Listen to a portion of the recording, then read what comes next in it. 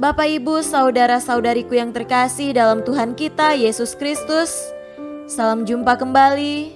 Selamat merayakan Hari Raya Pentakosta. Berkat dan cinta kasih Allah yang Maha Kuasa senantiasa melimpah di dalam hidup kita. Marilah kita mendengarkan dan merenungkan bacaan-bacaan kitab suci hari Minggu 31 Mei 2020. Bacaan pertama dari Kisah Para Rasul, pasal 2, ayat 1 sampai 11. Ketika tiba hari Pentakosta, semua orang percaya berkumpul di satu tempat. Tiba-tiba turunlah dari langit suatu bunyi seperti tiupan angin keras yang memenuhi seluruh rumah di mana mereka duduk. Dan tampaklah kepada mereka lidah-lidah seperti nyala api yang bertebaran dan hinggap pada mereka masing-masing. Maka penuhlah mereka dengan Roh Kudus, lalu mereka mulai berkata-kata dalam bahasa-bahasa lain seperti yang diberikan oleh Roh itu kepada mereka untuk mengatakannya. Waktu itu di Yerusalem diam orang-orang Yahudi yang saleh dari segala bangsa di bawah kolong langit. Ketika turun bunyi itu, berkerumunlah orang banyak. Mereka bingung karena mereka masing-masing mendengar rasul-rasul itu berkata-kata dalam bahasa mereka sendiri. Mereka semua tercengang-cengang dan heran, lalu berkata, "Bukankah mereka semua yang berkata-kata itu orang Galilea? Bagaimana mungkin kita masing-masing mendengar mereka berkata-kata dalam bahasa kita sendiri, yaitu bahasa yang kita pakai di negeri asal kita? Kita orang Partia, Media, Elam, penduduk Mesopotamia, Yudea dan Kapadokia, Pontus dan Asia, Frigia dan Pamfilia, Mesir dan daerah-daerah Libya yang berdekatan dengan Kirene, pendatang-pendatang dari Roma, baik orang Yahudi maupun penganut agama Yahudi, orang Kreta dan orang Arab. Kita mendengar mereka berkata-kata dalam bahasa kita sendiri tentang perbuatan-perbuatan besar yang dilakukan Allah." Demikianlah sabda Tuhan. Syukur kepada Allah. Bacaan kedua dari surat pertama Rasul Paulus kepada jemaat di Korintus, pasal 12, ayat 3b sampai 7, dilanjutkan dengan ayat 12 sampai 13. Tidak ada seorang pun yang dapat mengaku Yesus adalah Tuhan selain oleh Roh Kudus. Ada rupa-rupa karunia, tetapi satu Roh. Dan ada rupa-rupa pelayanan, tetapi satu Tuhan. Dan ada berbagai-bagai perbuatan ajaib, tetapi Allah adalah satu yang mengerjakan semuanya dalam semua orang. Tetapi kepada tiap-tiap orang dikaruniakan pernyataan Roh untuk kepentingan bersama. Karena sama seperti tubuh itu satu dan anggota-anggotanya banyak, dan segala anggota itu sekalipun banyak merupakan satu tubuh, demikian pula Kristus.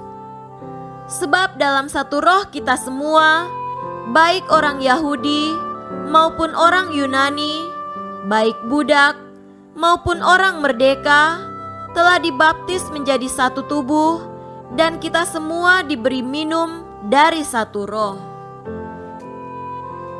Demikianlah sabda Tuhan.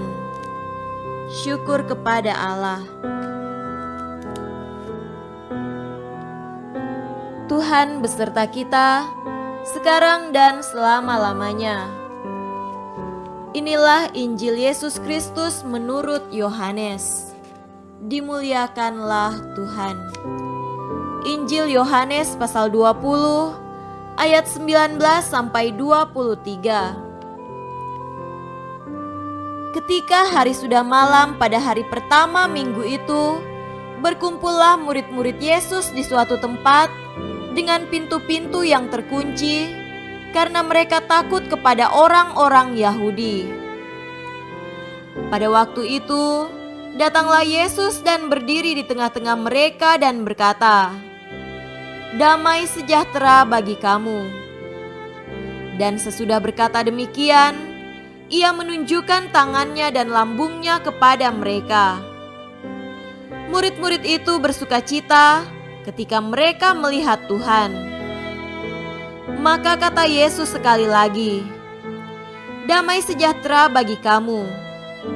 Sama seperti Bapa mengutus aku, demikian juga sekarang aku mengutus kamu." Dan sesudah berkata demikian, Ia mengembusi mereka dan berkata, "Terimalah Roh Kudus.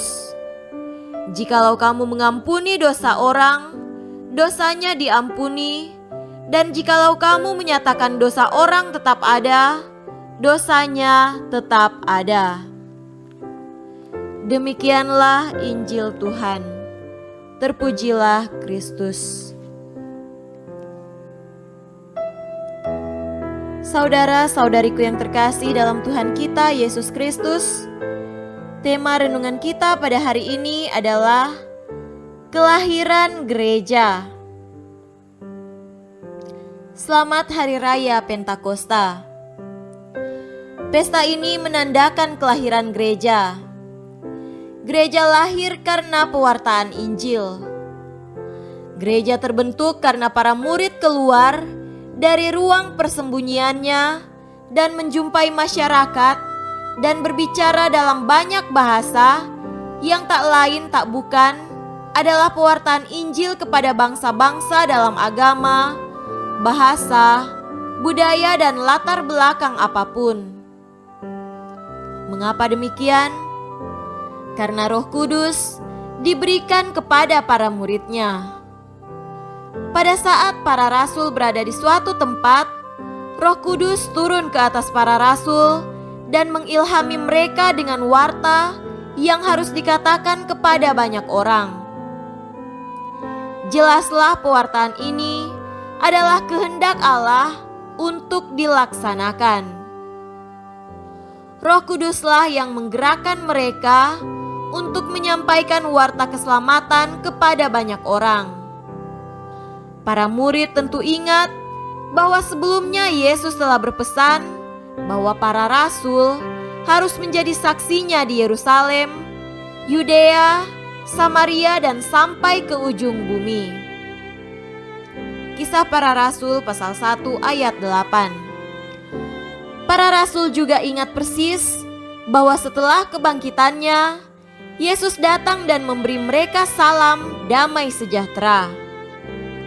Itu adalah salam Yesus yang berisikan keberanian di tengah ketakutan, kepastian di tengah kebimbangan, dan harapan di tengah keputusasaan. Pengutusan Yesus amat sangat jelas, yaitu sama seperti Bapa mengutus aku, demikian juga sekarang aku mengutus kamu. Demikianlah isi pesan Yesus. Yesus pun menghembusi mereka, "Terimalah Roh Kudus. Jikalau kamu mengampuni dosa orang, dosanya diampuni, dan jikalau kamu menyatakan dosa orang tetap ada, dosanya tetap ada." Amat jelas bahwa kuasa perutusan diberikan kepada para rasul yang menjadi pengawal kehidupan Kristen yang seharusnya suci dan mulia, tak tercemar oleh dosa. Para rasullah yang harus menjadi pembawa sekaligus pelaksana warta itu bagi manusia, dan demikian menuntun manusia kepada Allah. Turunnya Roh Kudus adalah tonggak perutusan gereja di tengah dunia sekarang ini. dalam kemelut apapun yang dialami dunia dan manusia, gereja tetap seharusnya hadir untuk membawa manusia kepada jalan keselamatan. Semoga demikian. Amin.